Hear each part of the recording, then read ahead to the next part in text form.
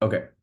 So I already see Marcia. We're actually, yes, all of the days we're recording everything. So yeah, so everything's gonna be handed out this weekend. So everything that basically I said I was gonna share, including all the SOP guys and everything, we're gonna be handing that out later on this weekend.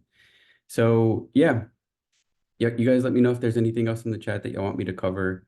Ultimately, yeah, so what on Tuesday was our first event, right? We covered how to just in general how to approach the right way to tackle your operational groundwork, right?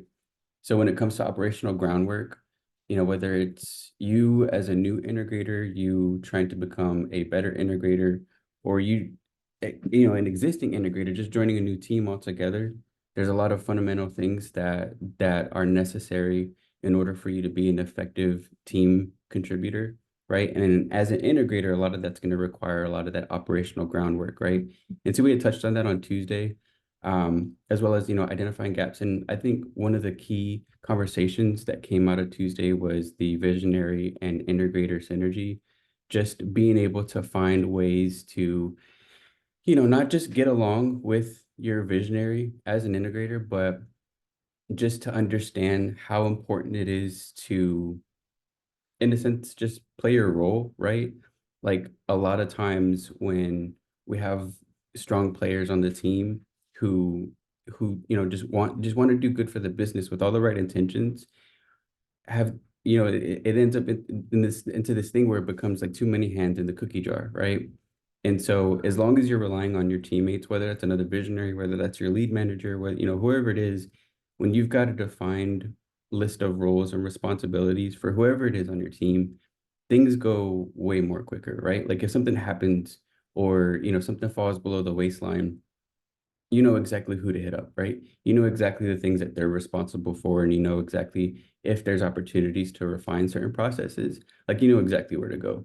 Versus like, oh man, like this wasn't working out. Like, what can I do? It's not about you sometimes, right? Like it's about just making sure, especially with those defined roles and responsibilities, holding the right people accountable. And so when we're talking about our visionary and integration, our integrator synergy, there were a lot of things, especially on my end, that like I just don't think twice about. Um, because like I said, it's not part of my lane, it's not my role. And two, um, I've got a certain amount of laser focus on the things that I'm doing. I'm expecting for my visionary to handle their part, right? And a lot of what they're looking at, a lot of what they're doing is important to me too, because as we've covered not just Tuesday in our last meeting on Thursday as well, that visionary who is responsible for upholding those core values and those pillars of what your essentially what you're like what you're comprised of, those key elements are going to be the foundation of the entire business. We talked about how like, oh, okay, well, core values, they're just like this, these nice pretty words, right? But like without them, we're just kind of like marching to like our own beat, right? There's not really any like sure, like there's not there's no intentional direction from point A to point B. And it's essential, right? Thursday we talked about how some of the things to look for in your tool mastery, like how to become better at how to become better at utilizing your tools, and also how to document the things that are needed to be able to use those tools effectively, not just for you, but for your team as well. If you don't have a team, a lot of like especially for integrators, like when you're using a tool, like I'll just say like for example, web scraping, right? Like if as an integrator we're using some type of tool for web scraping, I like to use a tool called Octoparse. If I'm using Octoparse to for web scraping, there's like 200 steps for me to have it scrape the web the exact way that I need it done. And like without like a step-by-step process for me to follow something that's consistent, I'm gonna get random, I'm gonna generate random results, right? Like it's not just for your team, but also imperative for you to, to make sure you're doing things consistently. Because if it works, you want to know that what you did worked, right? You don't want to just like strike luck and be like, oh man, I wonder what I did different, right? Um, and then also just as important, like when you're going through these tools and you're writing your documentation and you're updating your processes for you or your team or both, right? One other really, really cool concept was the automation aspect, right? Like the whole concept of automation is to get rid of your SOPs, right? Like if you can automate something, you don't have to rely on human, human error, human input. You don't have to rely on things or people. And so you can minimize the amount of documentation and robust things to look at and have to go through when you're training, new people as you're onboarding them, right? Um, so that's what we in general talked about on Tuesdays and Thursday. So today, what we're going to be going over are some of my favorite topics. We're going to be talking about KPIs. We're going to be talking about team roles and delegation. We're going to be talking about how to grow as an integrator. I saved that one for last. I think just because obviously it makes sense, but I think as an integrator, it's hard to be able to like elevate yourself because we know that we have a certain skill set and we know that we can get far with that skill set, but there aren't very many toll gates. There aren't very many milestones that we have as an integrator. Like we think like, okay, we're building these things and they work cool. Let's move on to the next thing, right? Like think of it like as a job, right? Like the things that you do at your job, like in corporate America, they're just part of your job, right? You don't think to like, oh, that was a good one. I just enabled a million interactions. Like, let me put that on my list of accomplishments, or let me, put that and make sure I'm including that on my resume or whatever, right? We don't care. Like, it's just part of our job. This is just something that we do. And so when we're growing and scaling as an integrator, it often comes as like this foreign concept because we're just doing our job, right? But there's so much more when it comes to elevating yourself and being able to stick, to stand out from the crowd as an integrator. And so we'll get more into that as we hit that topic. But yeah, so let me take a look at the comments, make sure I'm not missing anything here. Let's see. Yep, the recording's going to come out this weekend. Octoparse is a really great tool scraping. I'm sorry, web scraping tool. Um, it's great just because, like I said, once you automate it, it's good to go. It's a hassle to try to configure it, honestly, because you have to like painstakingly tell it exactly what to look for and what certain rules, and you got to walk through the whole thing. Anyway, I stand behind it. It's gold. Um, so yeah, so without further ado, let's dive in. So let's talk about metrics, right? So what about metrics? Why do most businesses fail when it comes to creating and defining good metrics, right? I think a lot of issues that we have when we're looking at metrics is one, let me just make a very, very key distinction when it comes to KPIs and metrics. When it comes to metrics, a lot of these things are going to be a very, very heavy conversation. It's going to be a very interactive conversation that you have with your visionary. Because remember, they're ultimately looking at, they ultimately have the bird's eye view, right? They're going to be able to see like the things that are important that we need to focus on. It's not going to be our job to say like, oh, we need to focus on this metric. We need to focus on this metric for what, right? Like a lot of these KPIs are going to be like like we can come up with a list and we can brainstorm and we can figure out like what works for us and what are some really good ones to adhere to. But ultimately the stamp of approval, if you will, is going to come for the visionary. So I just want to make sure that it's very clear because they are responsible for the long-term strategy of the operation. Okay. Um, but when it comes to us integrators, right, looking at metrics, I think a really hard time that we have with metrics is that there's I think the problem that we have is distinguishing between vanity metrics and actionable metrics. And I've mentioned this before, and I've seen, a couple of different KPI talks in the group and others where, they're like, oh, well, I have this metric, but a lot of times, like, if it's not directly correlating to a deal, right? If it's not directly correlating to how you're moving the needle, then like why even track it? Like why even spend time? Because I've caught myself like call tools was my thing, right? So I would be looking in call tools and I would be looking for all these different data points, like, oh, this one's interesting, oh, this one's cool. I might be able to have, gain some really neat insight from this one, right? But a lot of times we have to kind of snap ourselves out of it because a lot of it is honestly going to be defined as what I like to call vanity metric. It's not an actionable metric.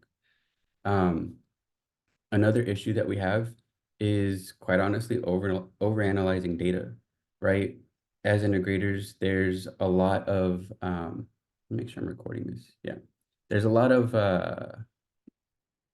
yeah, there's a lot of time and a lot of time and effort spent and in looking at numbers, right? Like when we're looking at data, again, we have the best intentions, right? But what tends to happen is, there's all these kinds of pitfalls that we fall in, right?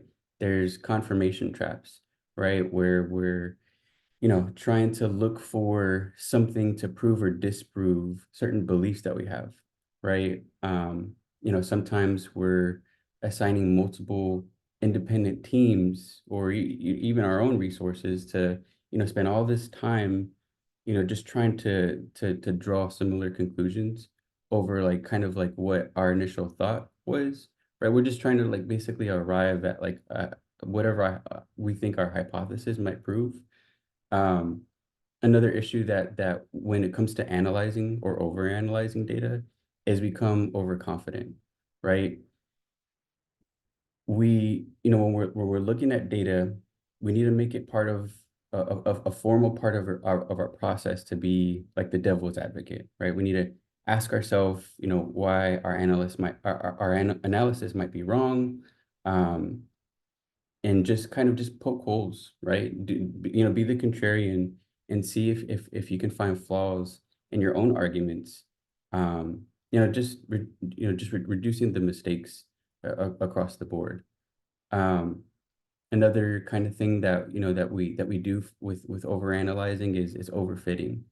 Um, Overfitting for me is defined as like for me, just looking at the metrics and a running tally of, calls and connections and whatnot, like obviously all that stuff is great, but the real power comes in the visualization, right? Like I want to see all this stuff on a chart. The trap that I would fall in, the overfitting trap that I'm talking about, is when I'm looking at graphs, I like to overlay it with different types of data. And sometimes when I see like certain things happening in the same type of correlation or certain things happening or whatever, like there's this concept that needs to be like bolded, highlighted, underlined, right? Correlation does not equal causation, right? So just because something looks like it's moving in the same direction or in the same kind of fashion, like we need to be able to like we need to like if we see that happening and we ask ourselves like could there be multiple reasons for these things happening, and if we ask that question and the answer like in our mind starts to go through different kind of possibilities, right there we know we're overfitting. Like there's no there's we shouldn't be building confidence into something just because it looks like it might be making sense in our dashboard, right? um so that's the other thing, right? Overanalyzing data. And I think the last thing is, when it comes to defining metrics, is setting unrealistic benchmarks. Um, we have this list of KPIs, right? We've gone through and we've vetted them. We've talked to our visionary about it, and we're saying, look, these are the things that matter to us, And here's what we're going to go with, right? So we got our metrics on paper.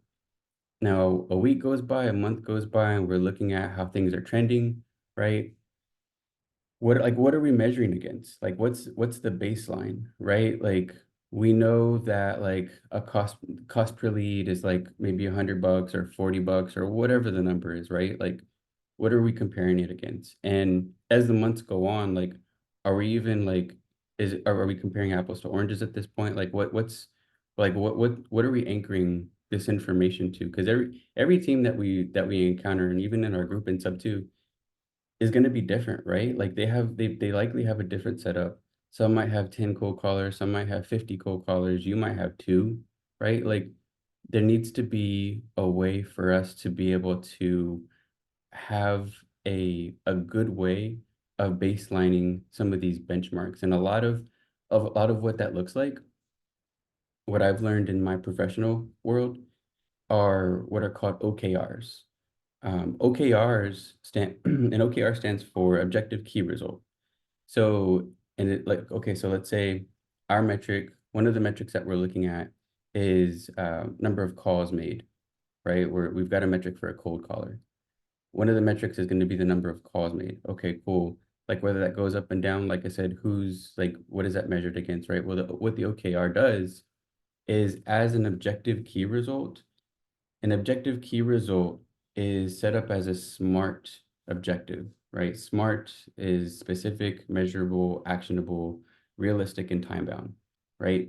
So we set these SMART objectives, which means if the metric that I'm looking at is number of calls per day, an OKR would be I want to make 100 calls by the end of the week or whatever, right? Or I need to make 500, I need to make 500 calls by the end of the month or whatever, right?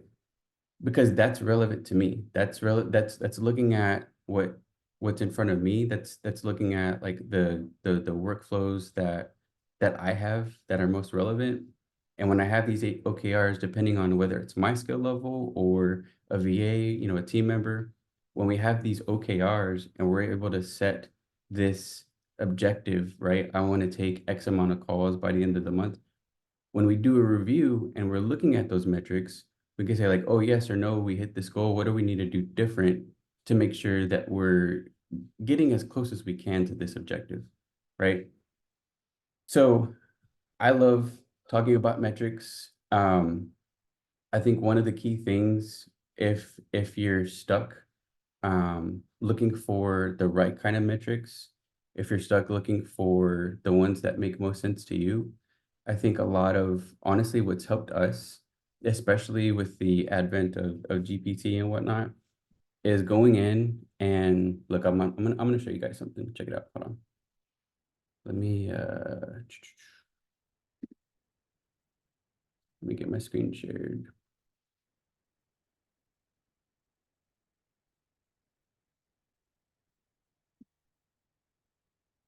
Okay, so what I did is up front, I set up a prompt in GPT just because I knew we were going to talk about it, right?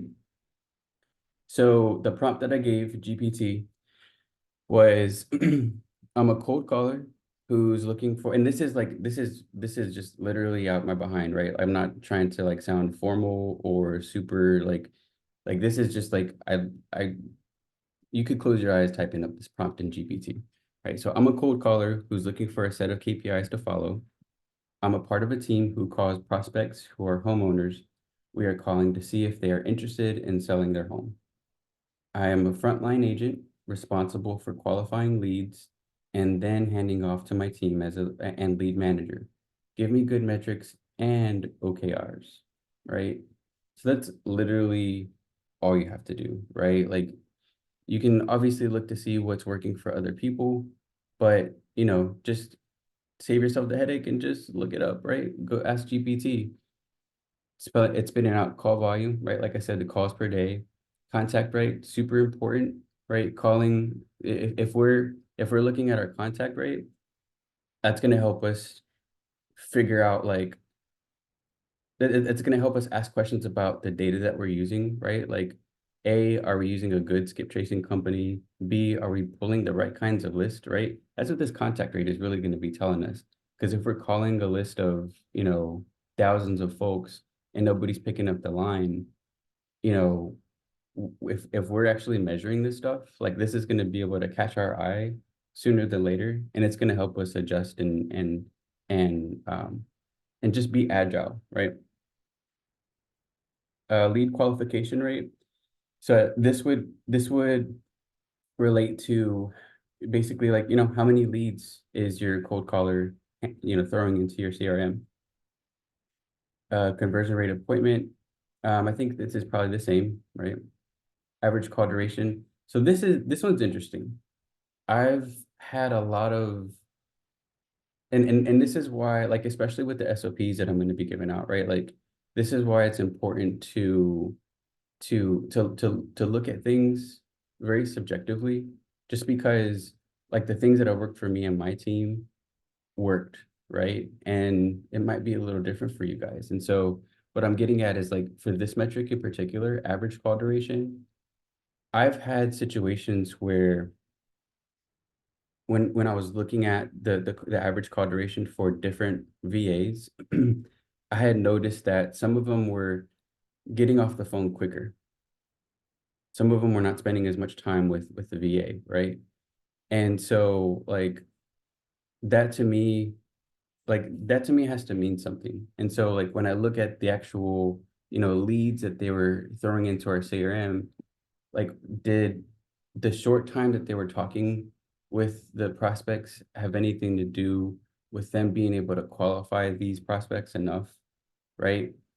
And at the same time, like I've had situations where the average call was like way longer than the average person on the team. And the situation that rose from that is they were playing with the numbers, like they were playing with the system.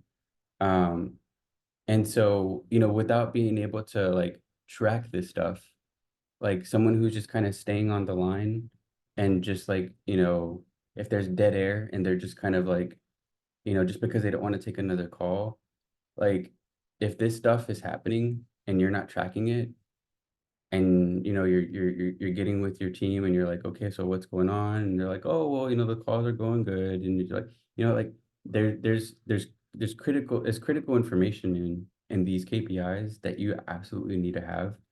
Um, so that's that one, right? Lead follow-up times. I think that probably has to do more with like a lead manager. Uh, that one probably not so relevant. But let's look at these OKRs. So for OKR for your role, so objective. Increase the quality and increase the quantity and quality of qualified leads. Well, that's a tongue twister. Key result one, increase the number of qualified leads by 20% next quarter. So you see what I mean? So it's specific, it's it's measurable, right? Time bound. What was the other one? It is realistic, like 20%, isn't that much to ask, right? This is an objective, right? It's not like a line in the sand, like get increase by 20% or you're fired type of thing, right? Like this is a good goal to be able to push you or your team just a little bit more, right? Key result number two, maintain or improve the league qualification rate of X%. So same kind of thing, right? You get the gist of these OKRs. And so KPIs are important, obviously, right? But the other very, very important piece to include that I would venture to say a lot of people are not including in their KPI discussions with their team is these OKRs. I think some folks might try to like put their own kind of spin of what an OKR is. Like a lot of us think that like, oh, okay, well, I'm going to set a goal for this KPI. And so a lot of there might be some folks that are doing it without like really knowing that they're signing an OKR. But just like as a rule of thumb going forward is if when you're creating your KPIs, just make sure that you're also creating an OKR, right? And this could be for, for your cold caller. This could be for say like, okay, now do this for a lead manager, right?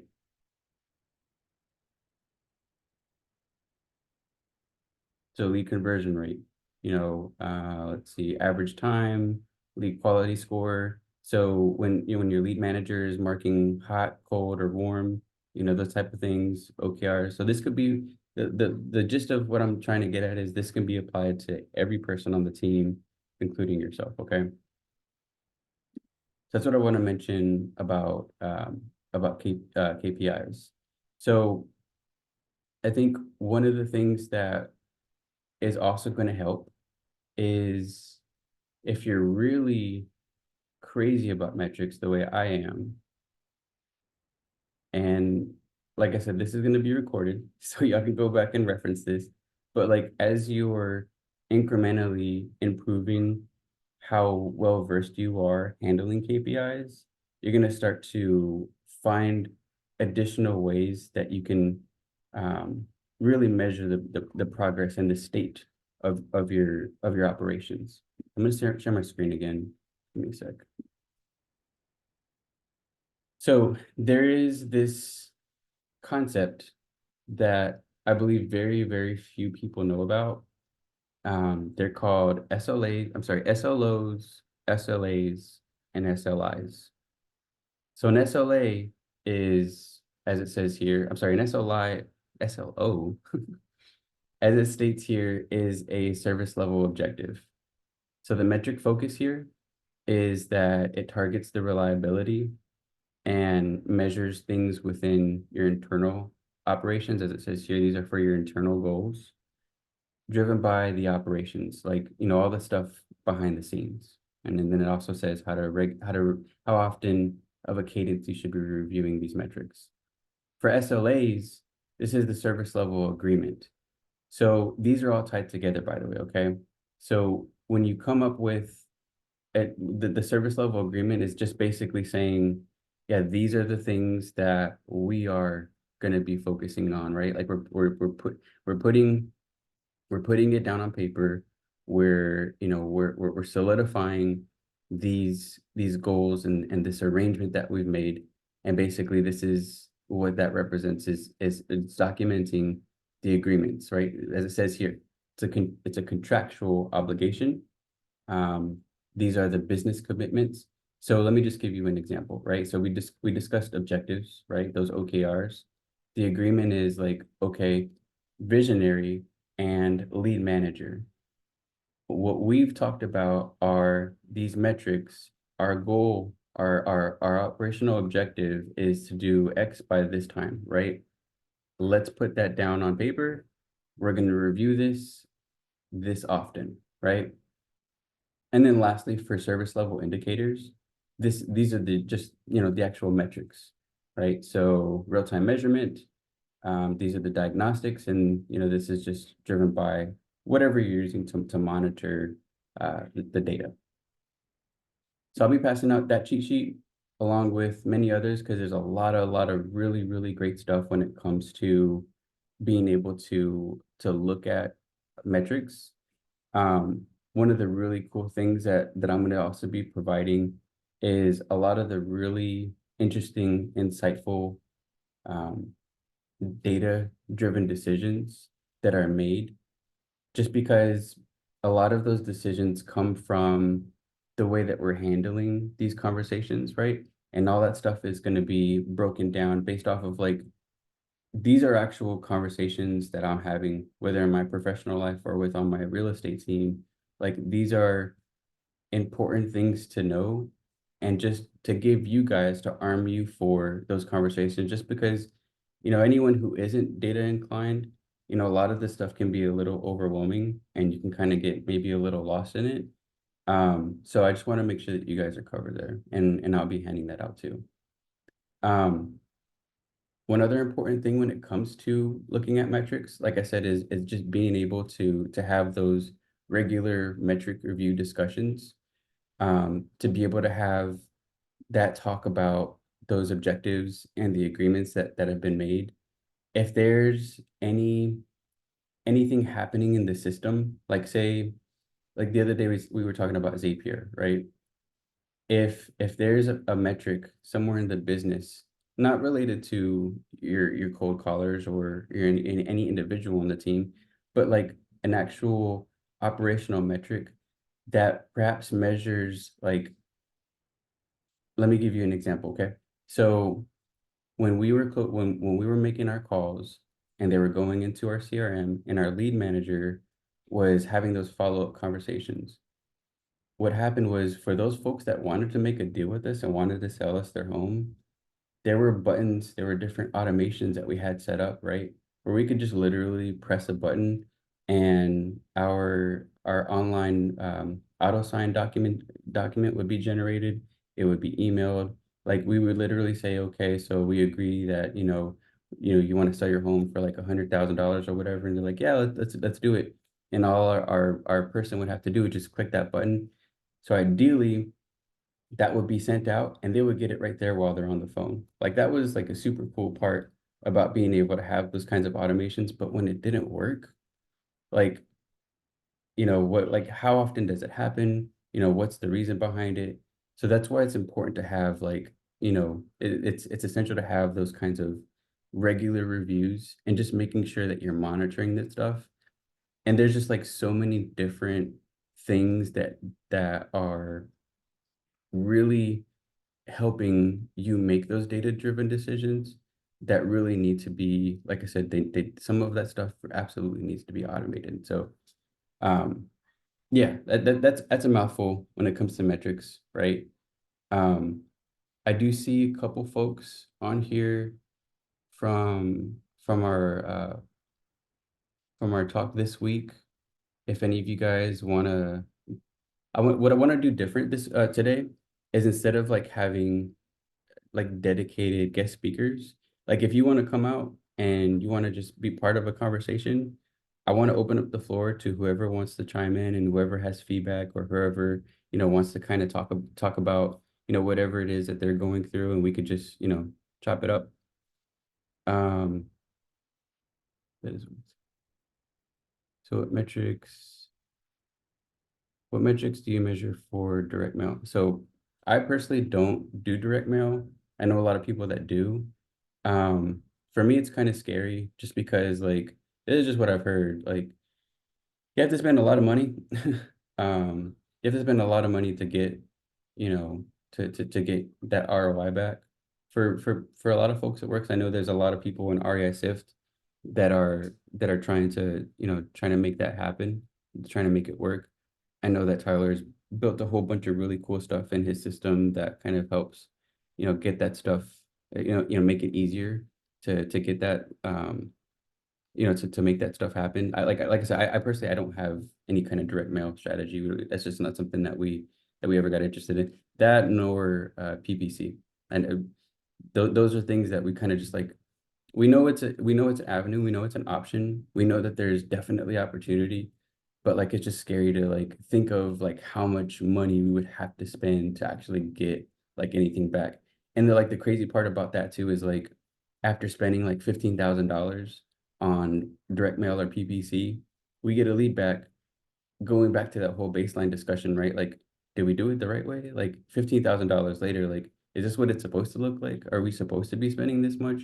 Like, there's not really a lot of knowledge out there, like where people are like sharing, like, this is what I do. These are the things that you need to do. This is how much you probably should be spending, right? I think right now for direct mail and PPC, is a just from like what I've seen, it's a little bit of a mystery. A lot of folks who are doing it kind of keep those kind of rules close to their chest. Um, so I mean, if you come across it, by all means, definitely share it with the group. But like I said, that's not something that I dabble in. Keenan said SLI, SLO, SLA, what you monitor, why you monitor, why what you agree to. That's right. Uh,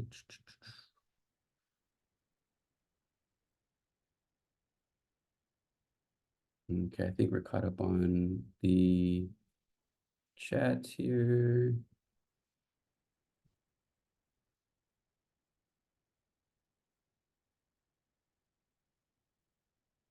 Okay. And so before we move on, so Katie had asked, do you track CPL per acquisition channel? I I do. Um, so like they like in my mind when I'm creating a dashboard, like the dashboard that has like all the visual charts and everything. Like for me, like I want to be able to look at my business and be able to at a glance know exactly what's going on. And so like for me, when I'm looking at my dashboard, I think of like a hierarchy of information, right? So the dashboard is like going to be at a glance, green light, red light, like thumbs up, thumbs down. Am I good? Anything I should like at a glance be focusing on, right? Like those are the things that like I really just want to kind of build for. But like I do have like think of like an Excel sheet where it has like different tabs, right? I do have different tabs that do a little bit more of a deep dive.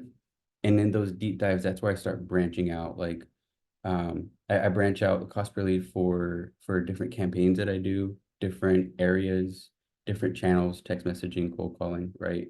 So those are all at least from my perspective, especially just trying to align it to like all the kind of advice that I'm giving. It's definitely something that you should be keeping an eye on, just so you know what works and what isn't, so you can have a better way of positioning yourself to make quicker decisions, right?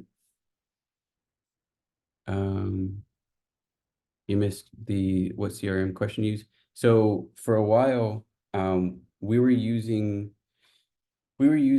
a couple of different CRMs just because like what Oscar and I wanted to do is we wanted to see what was good out there. And like so for example, so what we did is we started with Podio. Um, and anybody that uses Podio knows like it's complete trash, like out the box, right? In order to make it really magical, you have to do a whole bunch of really, really crazy customization to it. And so when we were dabbling in different CRMs, we knew that Podio was going to be a good canvas for us to just build it the way that we needed for it to work. And so that was kind of like our trial, if you will. And so in Podio, we built like all these different automations, this whole entire conveyor belt. And so that for us was like the proof of concept, because what we ultimately what our end goal was to create our own CRM, right? Like to for us, for our team, not to, pass out, not to hand out to anyone else. Like we wanted to build a system again that was unique to us, that was relevant to us, that was there to do exactly what we needed to do and did the right functions that were right for us at that time. And so yeah, we have a custom built CRM, and that took forever just because it's so much of it was like I like to make sure it's as I've talked about before. Like I want my stuff to be pretty. I want to be able to have like a really good UX, right? So a lot of time is making sure that you have the right kind of design. It's not confusing, whether it's for you or for your team, right? And I think a really next level step, especially when it comes to CRMs, is that back end technical piece. Like there's a lot of really, really crazy stuff that goes into making sure that you got the right formulas, you got the right database, things happening on the back end, you got the right, smart actions that are happening. Like if I'm gonna go and I'm gonna look, so for example, in our CRM, we've built it to where like if we're on a call and a seller tells us like, oh, okay, well, you know, I might not be interested in your your cash offer, but I'm interested in your seller finance offer.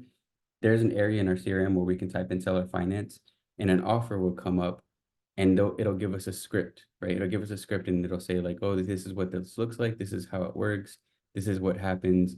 And so all those rules and all those things, like all that stuff needs to be talking to each other, and that's pretty hard to do from scratch, right? Like we have an opportunity to be able to like look for different vendors and look for different like a lot of folks are using Go High Level, right? And that Go High Level is awesome because it removes a lot of that fundamental stuff that you have to build into creating a properly working CRM. And so aside from Go High Level, there's a couple of different other places that we could use like a white label CRM, but we were building a homegrown, like literally from dirt CRM. And so like, it's a lot of there's a lot going into that. So I know that was a bit of a winded answer to your question, Sergio, but that's essentially what our situation looks like. Um,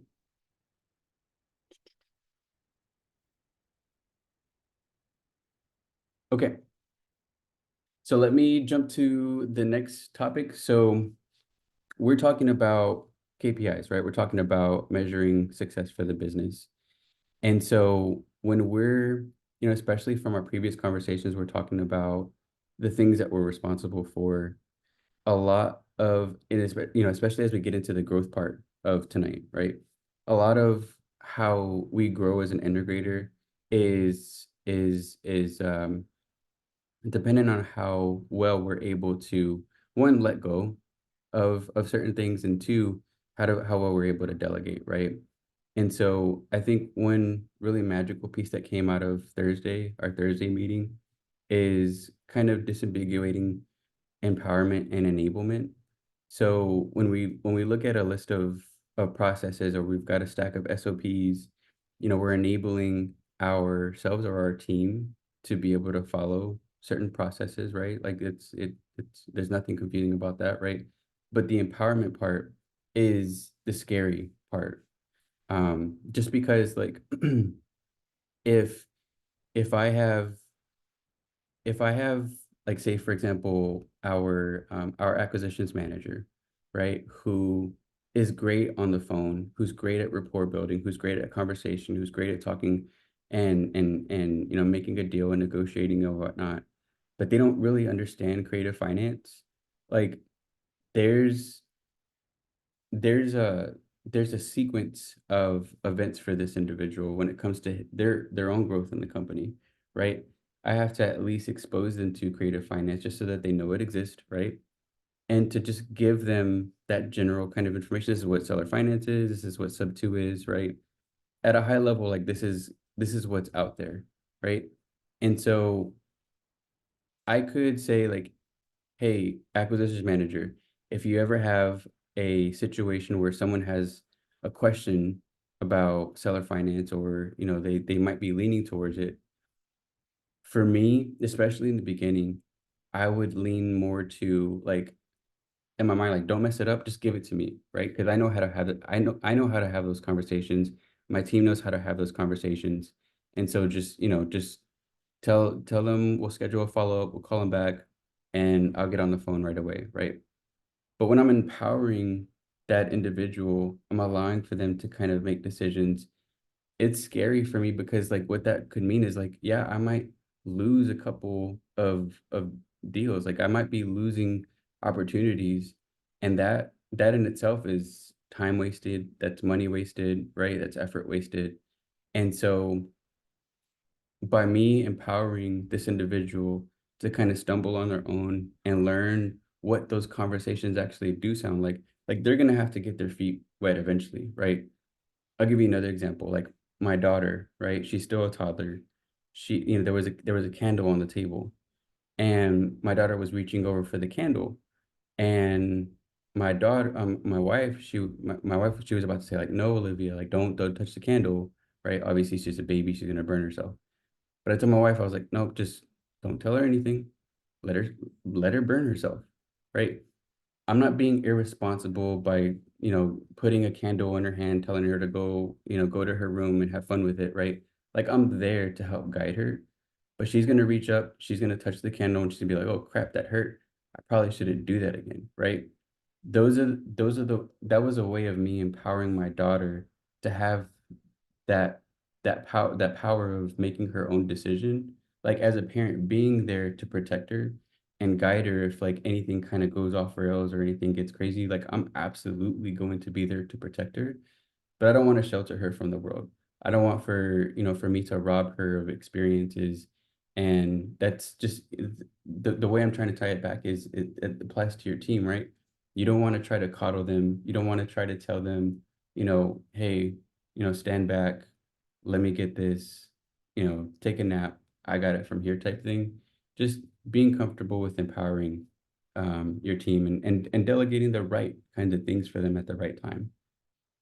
I think um, one issue that we have with expansion and role delegation as an integrator is is identifying the right fit, right? We're looking at someone who, doesn't know, like, the lay of the land with the team. They don't know what they can get away with, what they can't, how much fun we have, how much risk taking they're again empowered to use, right? And so, that's not gonna ever happen. Like you're not gonna ever make those connections unless you really truly get to know your team, right? And so all of that goes back to like that team building, those fun little interactions with making sure that like you have a framework, like you understand like the job that needs to get done, but you're allowing your folks to be the people that they want to be, right? Like it's kind of like anybody that's seen the Hard Knock show on HBO, like there's a head coach for Miami Dolphins.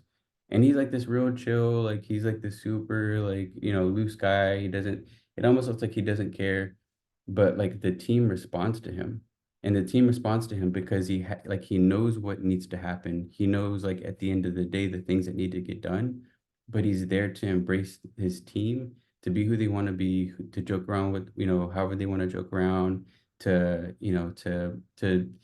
just to give them the opportunity to shine in their own way and to allow for them to take the stage and really truly embrace their own types of skill sets. Because those are the things as like as an outsider, when I'm getting to know my team and I'm getting to know my people, like these are the things that I'm going to be observing, right?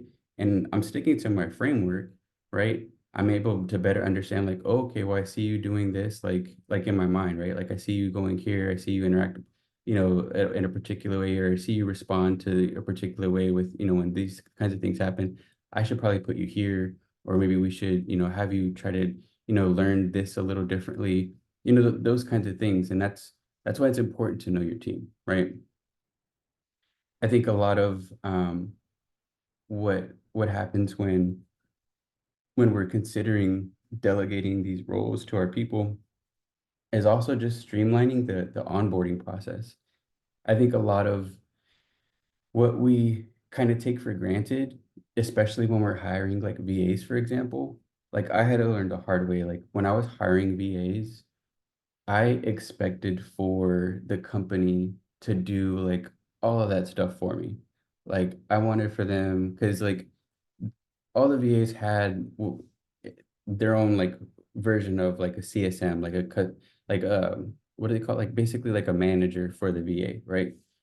And like I guess especially when I started like in my mind, I'm thinking like, okay, well they've got a manager to keep track of them, so I don't have to like monitor, when they're clocking in. I don't have to monitor like their whatever kind of things that like I'm sure they get along right with other people in the VA company because they have like their own VA meetings and they're talking and they're having their powwows. So that should be sufficient, right? I don't have to do all this extra stuff. When I hire a VA, like they all got that culture built in with the company that they're coming from. I should just give them a list and tell them what our team needs and try to fit them in that way, right? But I learned the hard way. Like that's absolutely the craziest thing to do, just because when we're bringing someone onto the team and we're properly going through the right onboarding process, like those first impressions are everything, right? That's where they get to learn your culture. That's where they get to learn um, that risk tolerance that you've built in, that empowerment that you're giving them. That's where they get to learn, how you run things, how you, what to expect from us as leaders, and to be clear and transparent about what you expect out of them, right? And I think when when I hear a lot of folks bringing in VAs to their teams, not only are they taking the culture that they have from this other VA company for granted, but they're just like not they're not taking the time they're not taking that extra time to really show them what it means to be part of our family, right? And if they're not a part of your family, then good luck trying to get them to trust you. Good luck trying to retain them. They might, they might be more easily stressed. They might get more easily, um, they might be looking at another company. They might even be working for another company at the same time, right? Like those on that onboarding process, like you have to have a long list of things that you are showing them in that first, those first couple of contacts where, you're just giving them absolutely everything that they need to know that they're in the right hands, right? just being able to clearly define their role, being able to clearly define your role. Again, just setting up those expectations for new hires is really important.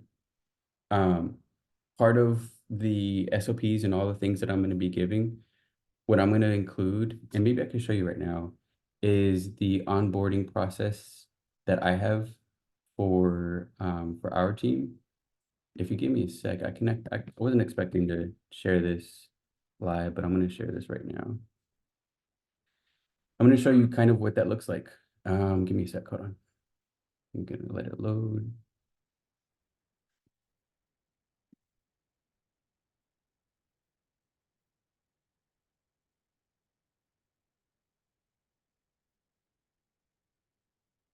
Okay, it's a huge thing that I've got. So it's going to take just a quick second to open here.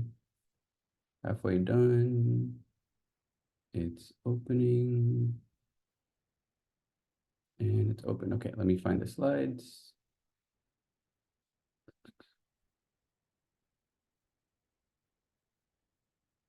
Okay, here we go. Give my screen share.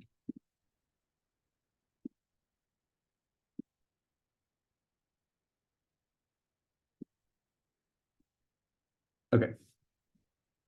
So this is just to kind of give you an example of the onboarding process that we have.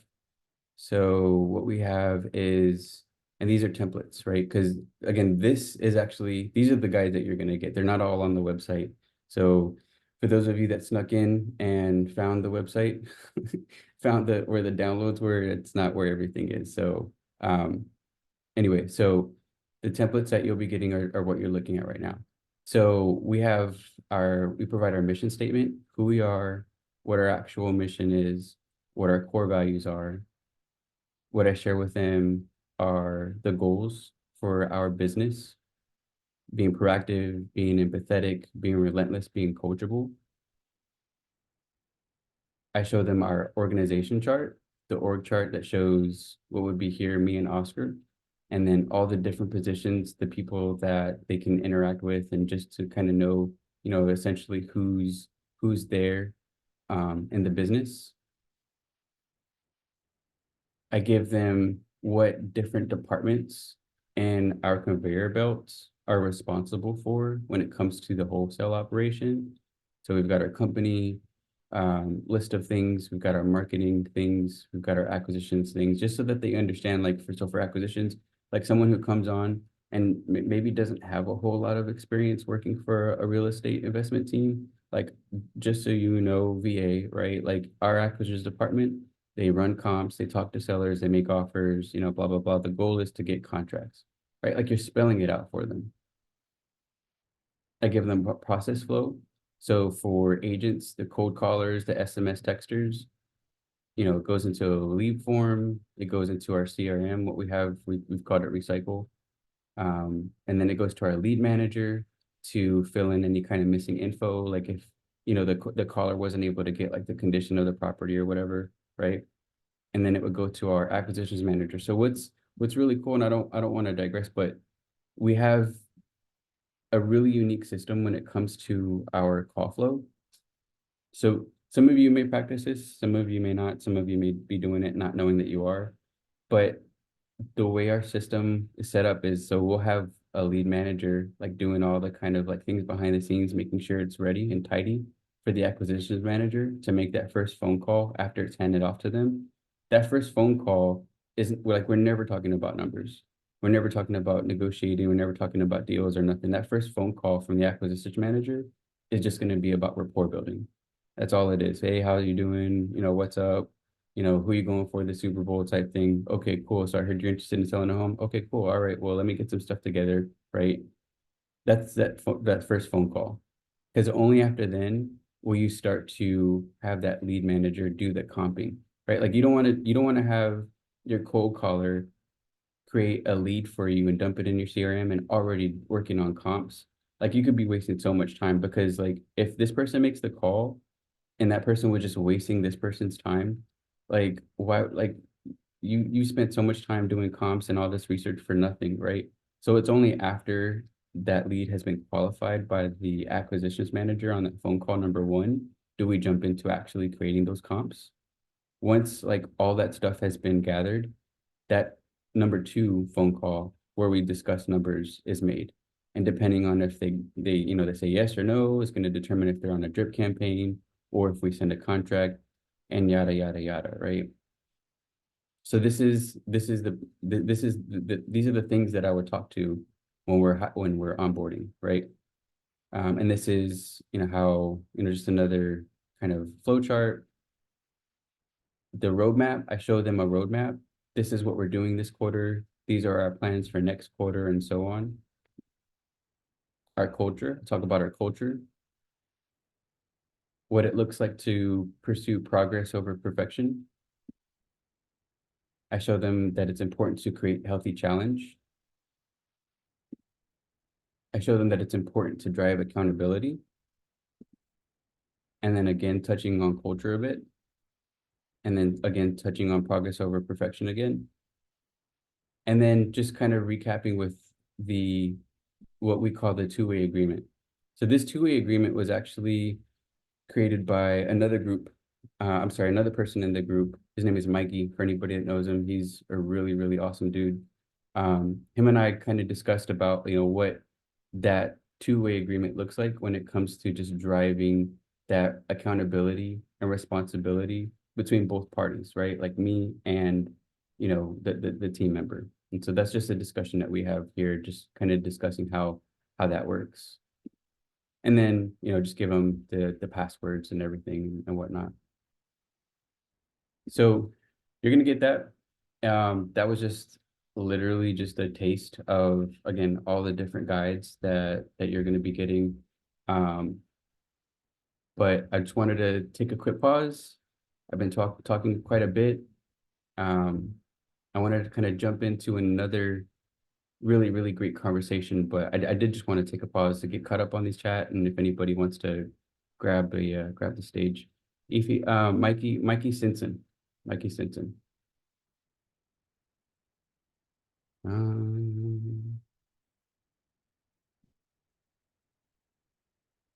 Katie, we do have developers on the team, and that's part of like the whole delegation process, right? Like there's like, especially like when I'm coding stuff, like there's a way that I code, and like especially when it comes to coding and developers, like because of the way that I code, there's a certain level of expectation that like what I define as like professionalism when it comes to actually coding and developing software. And so if I'm not like finding that, like that's a little bit of a scary thing for me to kind of just hand off to someone. Because if it's not like good code and it's just like spaghetti on the wall, if it works, cool, but like how am I gonna ever like troubleshoot and debug and you know what I mean? Like so like there's that. And then the other part of it is like I don't like if I don't have crystal clear instructions. So like a big part of how our system is managed and maintained is through a system that we have, for anyone that knows, it's called Agile, right? If anyone here has Agile certification, it's a professional designation. Basically, it's a way of taking it's a way of handling a group of individuals and making sure that you're delivering on an iterative process. And so what all that means is like, so you've got like, and I'll just talk about it in REI terms. So you've got your visionary, and then you've got your integrator who's working with the developer team. And you can have like every 2 weeks have a check-in. In Agile, it's called a sprint. And every 2 weeks you're having a demo, you're having you're having a retrospective, you're having different type of what are called ceremonies to make sure that the team is working on the right things. And all of that, like what all of that looks like, just to ensure that your teams are working on all the right things, is the integrator is going to have to build the work, right? And in order to build the work, like you have to be like extremely efficient in the way that you're describing the tasks. In Agile, they're called stories. So when you're writing the stories, you have to make sure that you're describing it in a way like as a real estate investor, I want to have a CRM so that I can organize my leads and prospects, right? Like that's just a general format of how you would write a story. And the story itself, it has what are called acceptance criteria. And that acceptance criteria are all the things that it needs to have to consider a task or story to be done. So the acceptance criteria could be, acceptance criteria one would be I need to be able to save leads in my contact list. Acceptance criteria two is I need to be able to send a contract when the send contract button is pressed, those kinds of things.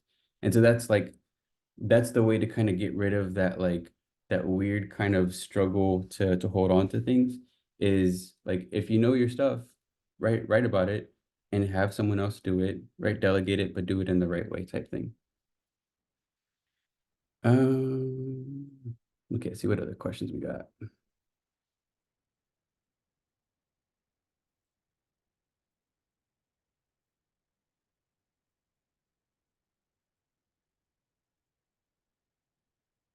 Like you're talking about exceptions in code for us stories has tasks and reviews for each component in ALM.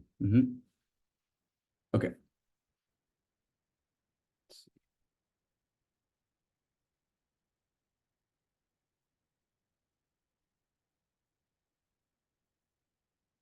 Okay. And so what I wanted to do is just so you guys know is before we start kind of talking about this last part of being able to effectively grow as an integrator is a very, very common question that I get, aside from just like, can you help me with XYZ, right? Is are you part of a team, George? Right? Or do you know anybody that's looking for a visionary? Do you know anybody that's looking for an integrator? So what I've done is for anybody that registered, because two different ways to register. One of the ways is to find out like, what camp you belong to, if you're a visionary, if you're an integrator, if you don't know, right? A lot of you would be familiar with that if you saw that page. What I want to do this weekend when I start handing out all these links is I would love to be like the matchmaker, so to speak. I want to find out and I want to pull everybody out there who is an integrator or who is a visionary looking for that other piece. Um, and just kind of have those conversations. There's a lot of really, really great people and a lot of really great teams that are looking for just like an extra key contributor that would do really that someone could fit really well in. And so yeah, it's definitely going to be something that I'm excited to get kickstarted. So just to give you guys a heads up. Um, so let's see. So this helped me better identify that I'd rather be a visionary or the consulting co-visionary versus integrator. But I find myself annoyed when there are no systems in place, so I do it and thus get stuck in integrator. I'm good at it, probably better than I like to admit, but my strategic developer and arranger skill set becomes been. Yeah, that's part of the. I think the biggest issue with that is like when you try to come in and save, when you try to come in and save things, like you're not helping anybody, like you're not helping the team. You're not helping yourself by fixing it. Like you're just perpetuating the cycle is what happens. And so like once you acknowledge that, like you're able to really like you're able to then really start holding some people's feet to the fire. And that's why it's so important to be able to distinguish and define roles and responsibilities because if like let's just say like if there are no integrators on the team and it's just a bunch of like thought people, um and y'all can't get stuff done, that's no figure because y'all don't have an integrator, right? Like no one should be coming in and have to sacrifice, their time and energy to fill in a role that doesn't that they didn't sign up for. And sometimes like especially when you're just starting, you're gonna have to wear 1,800 different hats, right? But when you're joining a team that claims to have like everything in place and they don't have like that critical role or those key roles, like just be clear and upfront, right? Like, is that the role for you? Like, is that something that you are willing to flex in? If it is, then hey, more power to you. It could be a learning experience for you, right? But just understand that like you're making a decision, right? You're not there to just kind of like I said, like you can't just come in and save, right? You have to have something definitive. Like you're either going to be the integrator and the visionary for a little bit, or you're not, right? And so that's just the decision there. Let me bring Efi. Give me a sec. Hold on. Hey, how's it going? Hey, um, my question is that as a visionary and being not a team yet, I knew I needed an integrator. And being able to identify what an integrator is one thing. Getting an integrator to be willing to join me was a totally different thing. Hmm. And um, I'm working with two right now, not on the same team. But I have to say that part, if you actually could connect people who are visionaries with integrators by getting to know them in any way, you would be able to make a lot of money on that because there are many of us that really understand the value, but we don't. Integrators are unique, and I won't say her name, but it took me the longest time to very gently, very carefully, very patiently even get someone to want to work with me at all. And yet I was like, dang, this must be what it's like when you're a guy and you're trying to get a girl that's hard up or something. Hmm. It was terrible. I mean, not terrible, but it was like I didn't think I'd ever succeed. And it's super hard. So I think that aspect that you're offering to do with um, the people who signed up, I have found these 3 days as a visionary very enlightening. I think it's very helpful for me to be able to understand a little bit more. And some of the ideas that you guys have had are just awesome. But that function is so sorely needed. So I applaud you for even thinking about doing it. Personally, you don't need to worry about me right now. I'm covered. But it took me. I've been in for almost 2 years, and people kind of do sort of, you know, come to me a little bit. I think I'm decently liked, but boy, you're a difficult bunch. Hmm. It's not easy. So Yeah. thank you. Thank you very, very, very much. I think if out of that list, you manage to put together even 2 or 3 pairs of people, I don't know if you can, I don't know. I don't know if you can really imagine how valuable that is. It's super valuable. So I just want to say thank you, thank you, thank you. Awesome. Well, glad you find value in it. Yeah, and my goal isn't just to say like, all right, who's an integrator, who's a visionary, right? Like, I want to be able to like find a way to like essentially qualify these people for you too. Like, I want to be able to know like, okay, what are you good at? Like, what are your strengths, type of thing. And then just like I haven't like really found out a way to like to present how it's gonna look just yet, but I'm an integrator, I'll figure it out. Um, the the the thing that I've noticed, especially when it comes to like finding your other half, I think like so for me as an integrator, it's hard for me to be able to market myself. And we kind of talked about this the other day, right? Like the visionaries are all about marketing. That's like that's their jam, right? And integrators like they're in a cave, right? They're doing the work and they're connecting all the dots, and so it's hard for us to be able to market ourselves. It's hard for us to sometimes connect with others. So if if if you run into individuals that may be a little bit difficult to get along with, just acknowledge the fact that like as integrators, we think very differently.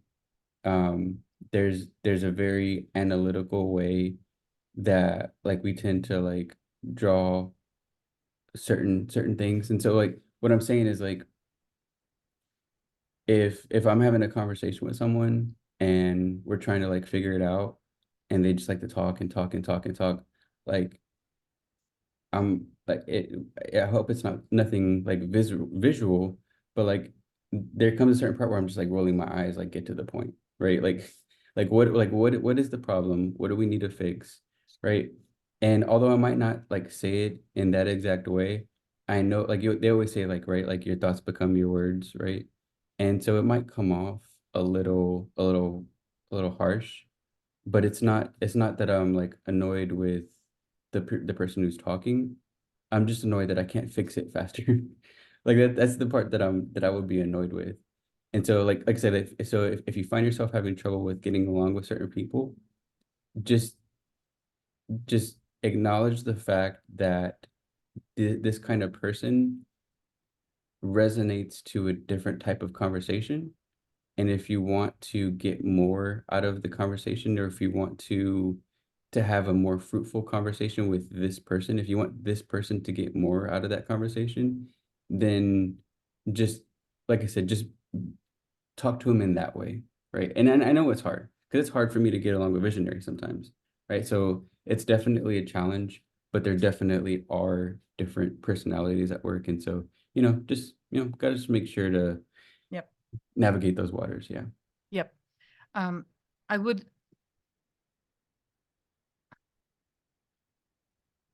okay. I just want to, okay, sorry. Uh, Good.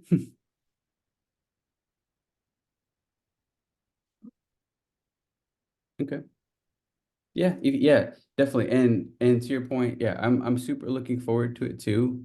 And then what what I think is also important is to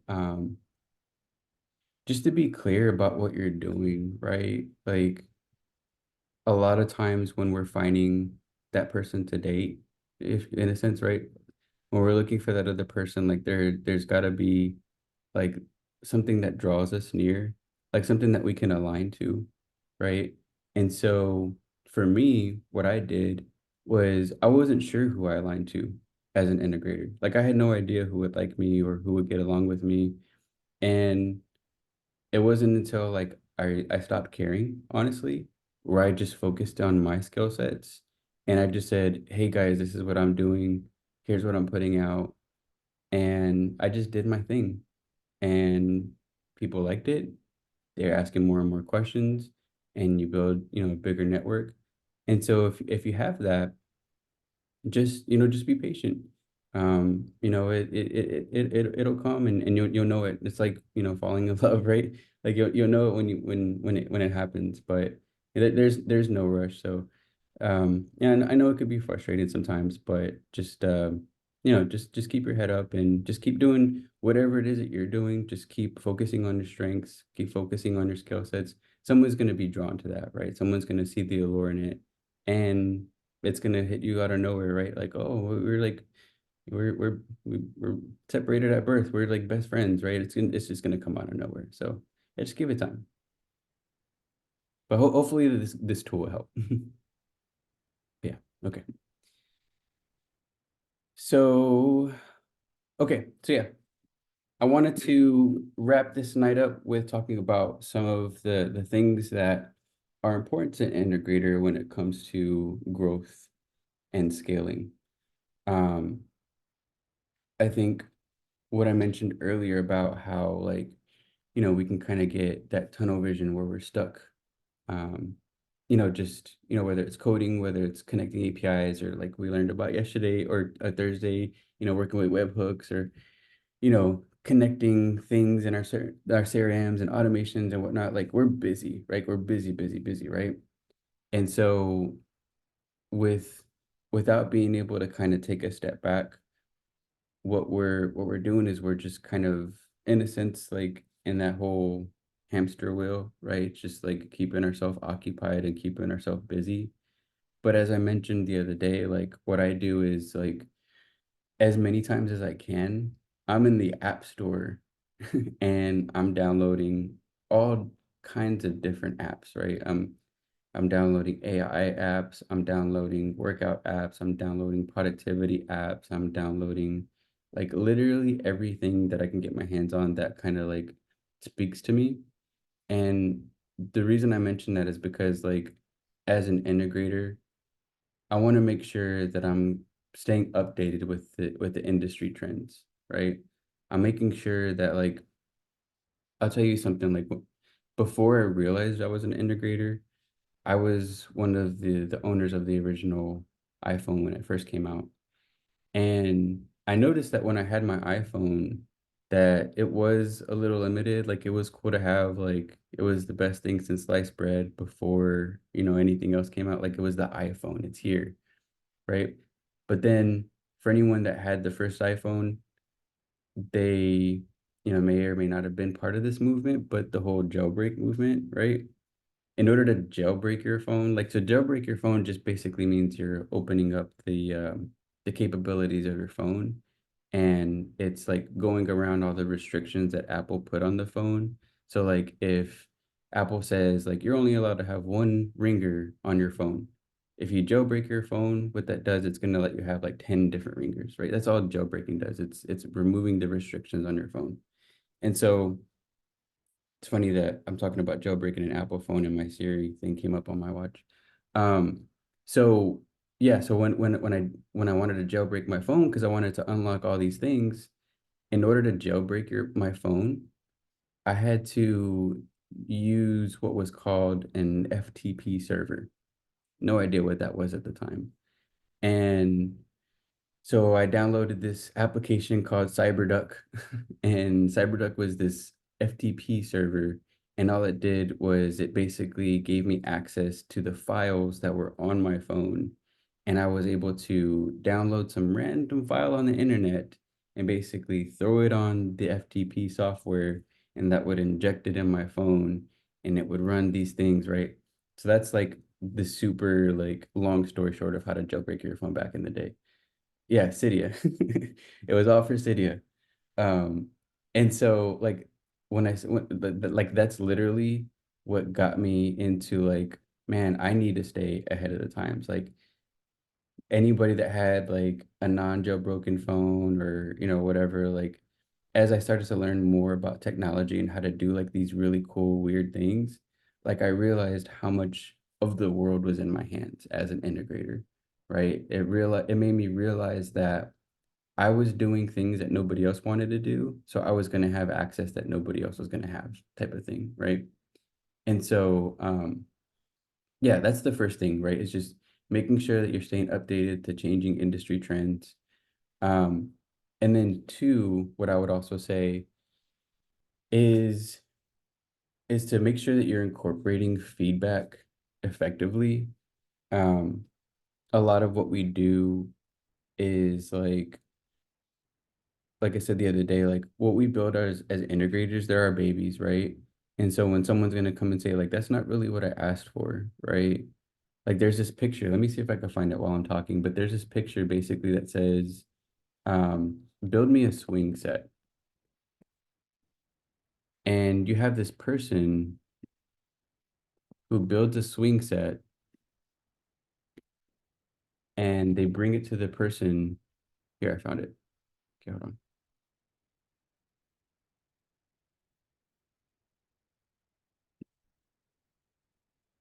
I'm gonna show y'all. Share my screen.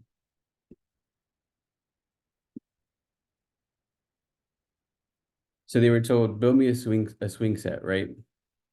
And so you have all these different ways that this person built the swing set, right? And so, if I'm gonna come and say like, hey, visionary, here's the swing set that I built. Guess what? It actually has three chairs. And your visionary is like, what the heck? Like, this is what we were doing this whole time. Like, no, I need for it to work this way. I need for it to have this thing. Like, oh, okay, so you want it to be like this, right? Number 11, right? The ice wing. And it's like the visionary is like, no, like that's not quite what I was asking for, right? A lot of times when you're getting like this is 12 different iterations. Like if you're going through all these different instances of building these really cool things where again you're taking time away from your family, you're taking time away from your friends, from different things that you want to do, even if it is something you want to do, like there's time involved with this, right? When somebody's going to come back and tell you like that's not what I'm looking for, like it becomes so easy to get offended, right? Like a lot of times when someone's going to say like you should probably do it this way or you shouldn't, like I remember there was there was feedback that I got when I was in a conference room with a whole bunch of different important people.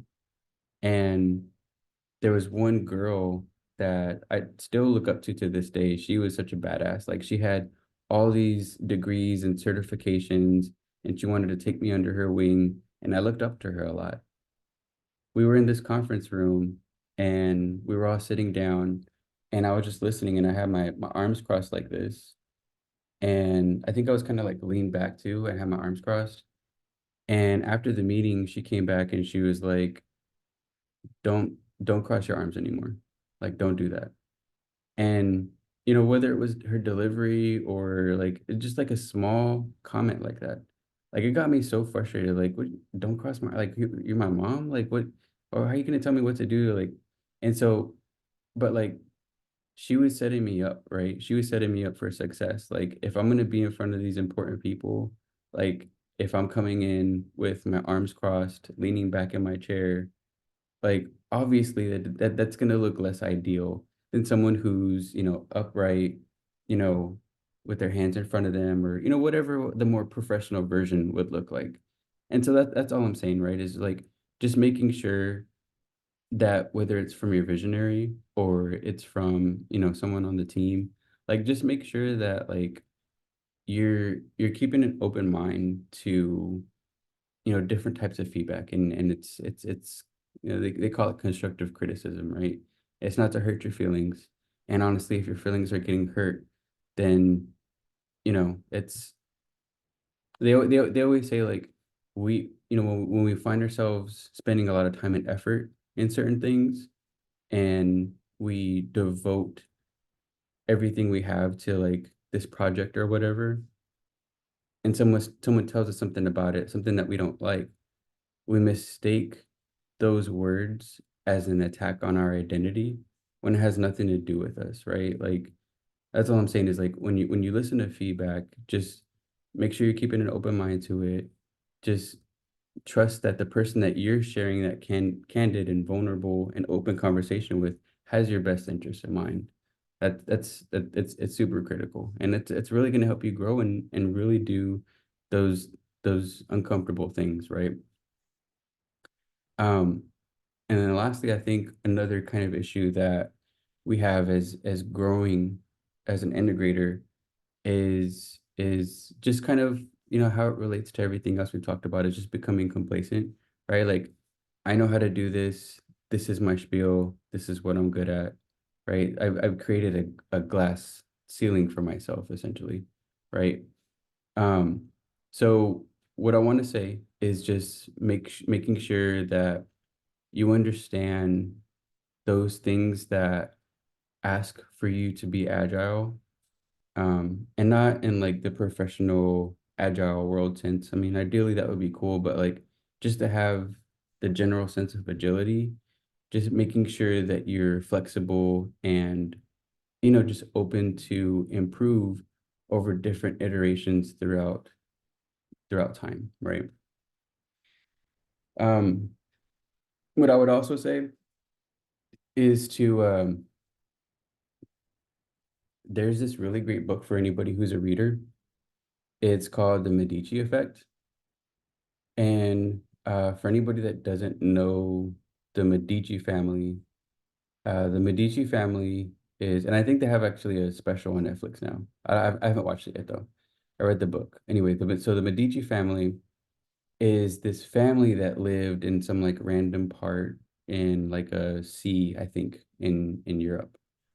And what was unique about that place in Europe is that it was very convenient for different parts of the world to basically share imports and exports, right? They were able to drop off their art. They were able to drop off their different types of food. They were able to drop off different things that they've created, and this was from all over parts of the world.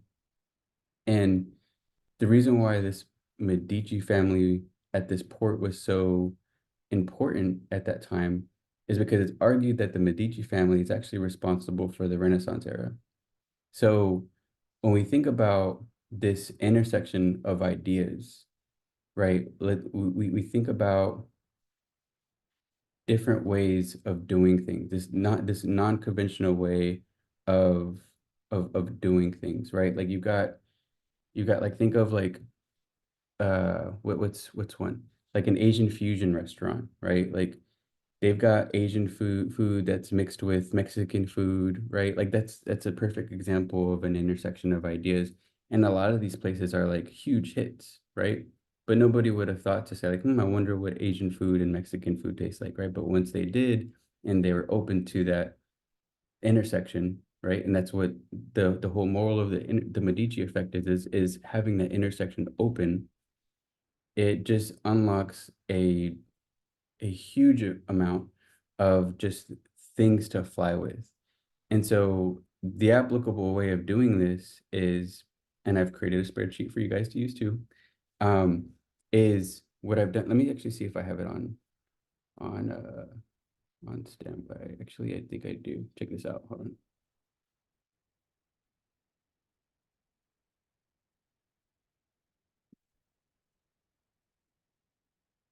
Okay. So this is an example of what the Medici effect looks in all in a real practical sense, right? So we've got concept one, concept two. Here's the intersection that we're talking about. So let's say we're talking about um, rental cars, whatever it is that you're good at, right? Like you could be really good at playing the, oh, say playing the piano, whatever two concepts that you know a lot in, because what that's going to do, what you're being asked to do here is basically list all the things that you know about each, right? So we'll just name a few, right? Rental cars, exotic, we know, family vehicles, we have um, luxury, we have cheap cars, we have um, budget cars. Uh, we'll just leave it at that, right? We're not going to go all night with it. Playing the piano, we've got actual grand pianos.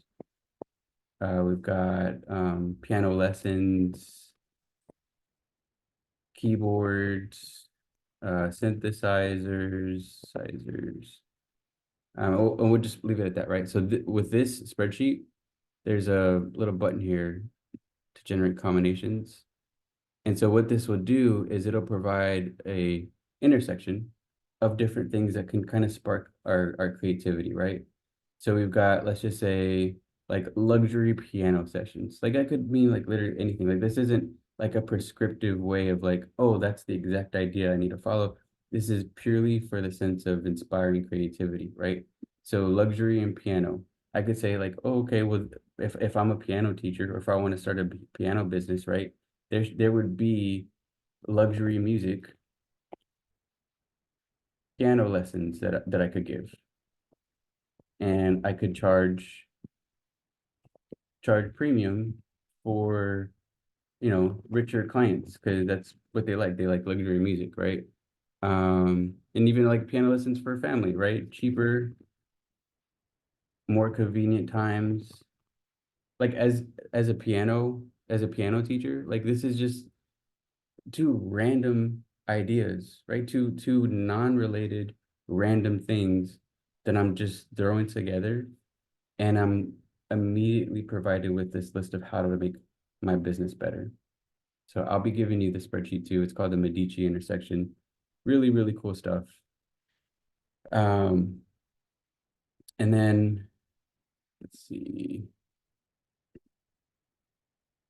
I think, yeah, that was the Medici. And then, okay, so I'm gonna save this last topic for a really interesting conversation because like I think as like through everything that we've discussed this week, all the things that we do as integrators, we want to be the best at what we do, right? If you look at, if you have a W-2 job, you're gonna see higher people, like, people on the high end of the totem pole, like executives, upper management. You're not gonna see them stick around that long, right? They're going to go to another company. They're going to jump ship and they're going to go to Chase or they're going to go to Google, right? And they're going to work at Google for 4 years maybe, and then they're going to go over to Facebook, right? Or Instagram or whatever, right? And that's something that I think a lot of folks maybe like lower on the totem pole fail to realize is like there's not really any true loyalty to the day-to-day operations in a sense. Like you want to do the best that you can in your job and your role, right? But like you want to make sure you're doing what's best for yourself. And I'm not saying if you're part of a team, leave your team. Like that's not what I'm saying. What I'm saying as an integrator is if you've been able to maximize the things that you've done for your conveyor belt, for example, like let's just say we've maximized how, let's go back to the generating the contract button, right? We press a button to generate a contact while we're on that call and it creates a contract, right? We've done everything we can there and it works well, works perfect. What I'm talking about is when we're saying let's, what I call letting go at the top, it's letting go of that process, right? And then allowing yourself to leverage some of the kind of smaller things that you did to build that automation in a sense. Like, so we connected the button to Zapier to talk to Sign Now or whatever, document signer to generate an email, right? So letting go at the top, what that would look like is say like, okay, well, I have this connection that I'm able to send to the seller to sign the contract, right?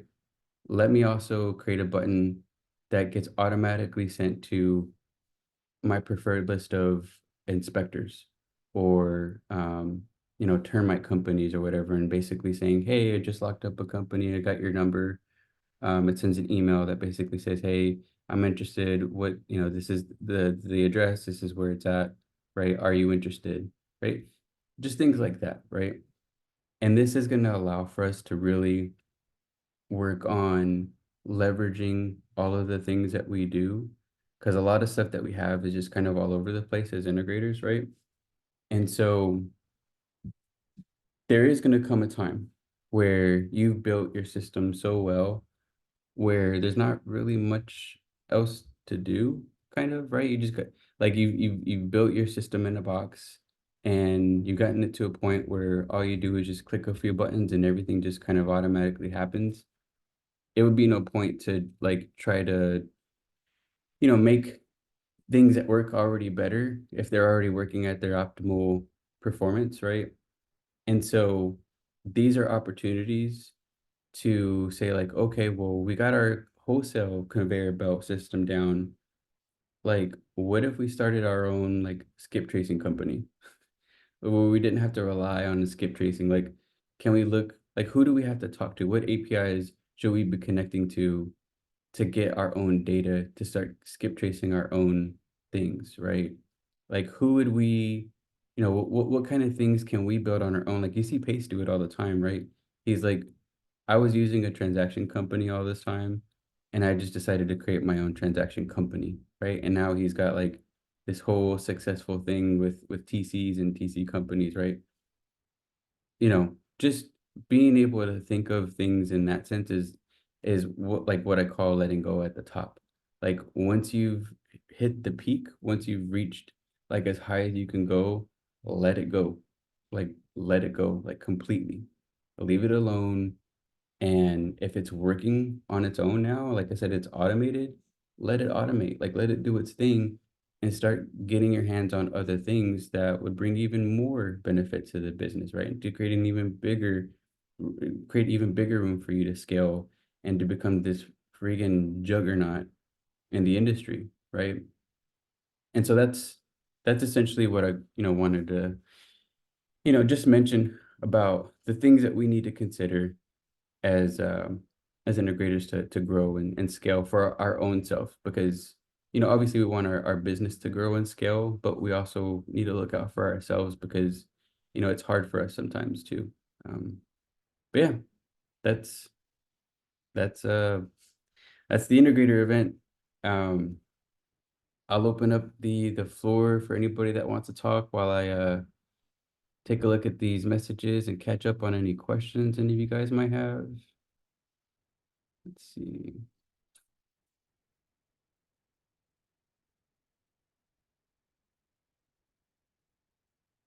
Yeah, looks like we're caught up. Okay. So like I said, everything's wrapped up. I'll send over all the links. I hope you guys enjoyed it.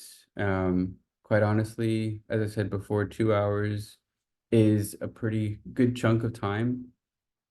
It's not enough. It really isn't. I would have loved to spend 5 hours talking about, certain things. But what we're gonna do is, although the event is over, although, this little kind of, integrated thing is wrapping up, there's still a bunch of work that I have for you.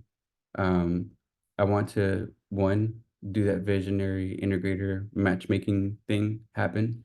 What I'm also going to do is, because I know a lot of you guys also have a lot of questions about more intricate things, like certain details about your system that you might need help with.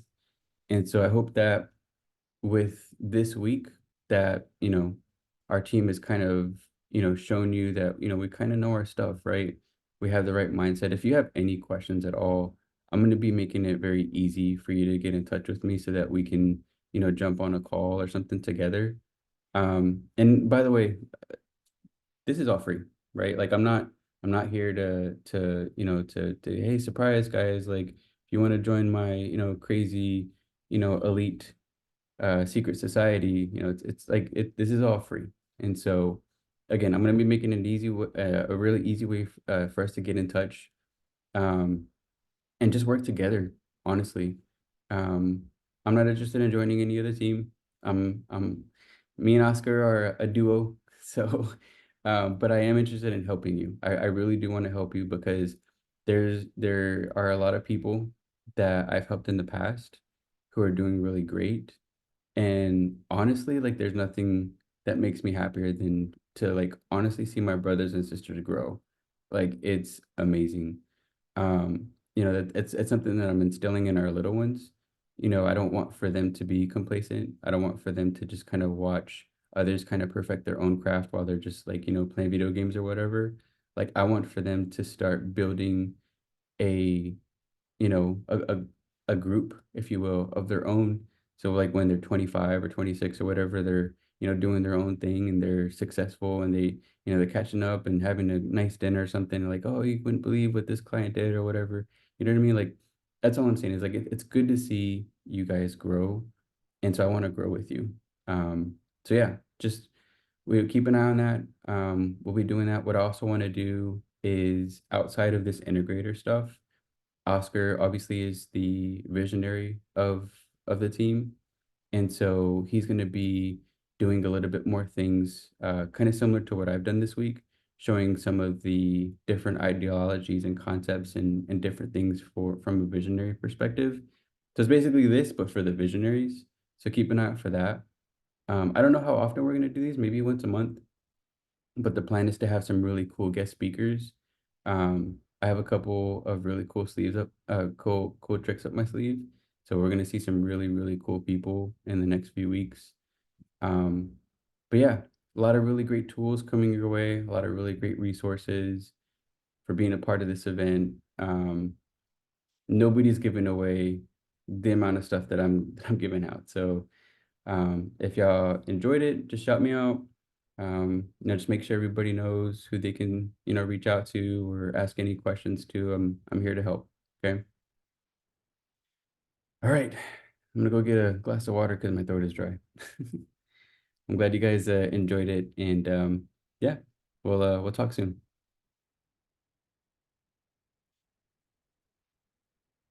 All right, see you guys.